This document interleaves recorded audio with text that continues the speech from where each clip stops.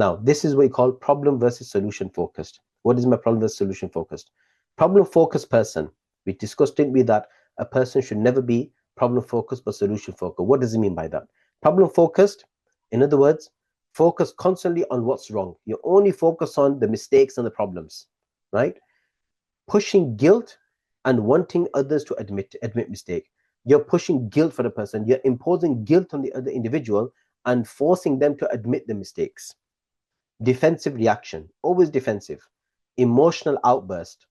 You kind of outburst of emotions all the time, right? Yeah, it's just focus on emotion. Is problem focus is more like you're just trying to use an excuse to vent out your emotions. Withdrawal and silent treatment. You just withdraw a silent treatment to punish the person. This is something similar to stonewalling. Over talking each other. Yes, this is what problem focused is all about. This is what disrupts a relationship. What's solution focused? Identifying relationship goals. First, go back to your relationship goals. What are the foundations of relationship goals? Something we discussed earlier on. Listening, then moving on. Listen to each other, then moving forward. Okay, this is what we discussed. What is now the solution? What's the best course of action here? Clearing the air. Try to clear the air. Not if there's, like they say, there's so much dust in the air, doesn't literally mean that you clear the dust in the air, but because there's so much problems flying around, try to clear the dust and clear all confusion. In other words, clear confusions, clear misunderstandings, clear misconceptions. Defining the problem. First, define what the problem is. Go right to the bottom of what the problem is. Communicating, conversing. Once you've defined the problem, now communicate and converse and talk.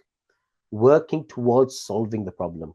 Okay, this is what the problem is. This is what the issue is. We've verified what the problem is. Now let's work towards a solution focused. So always remember, verify before concluding. Remain calm in situations of conflict. Listen before responding. Be careful with your language. Identify the key problem. Stay in control of the situation. Anytime, whenever you went through issues, stay in control of the situation. Focus on solutions, not just the problem. Show sincerity and let them know that you care. Leave the room if you fear matters will escalate. If you know that matters will escalate, then just kindly just leave the room. Or you could just say, we'll save the discussion later. Don't expect others to think like you. Nobody thinks like you. Nobody sees things your own way. Nobody sees things from your perspective. People see them different perspective. Never bring up the past and take time out. Sometimes you have to give each other space. Give each other space, take time out, let the dust settle, and then you can just move on. And remember this is the relationship goals. The goal is not to win an argument, but to understand, right? Whenever husband and wife are having differences and difficulties in conflict, in terms of conflict, then remember that the goal is never to win an argument, because you can never win an argument, but try to understand. Talk strategy.